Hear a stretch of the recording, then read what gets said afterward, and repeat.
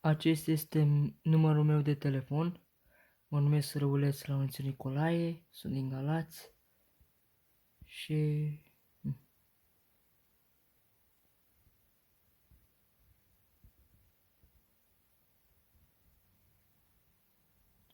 eu acum momentan mă aflu în afară, în Viena, în Austria.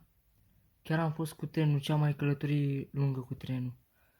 Și sunați la numărul ăsta, a meu, numărul meu de mobil de telefon, 0729695712. Încă o dată 0729695712. Răuleț Laurențiu Nicolae. Și o să mă întorc din Viena la Caracal.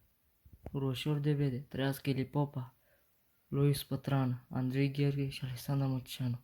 Vă iubesc pe toți, familia, mama, tata și Dumnezeu să vă apere mult.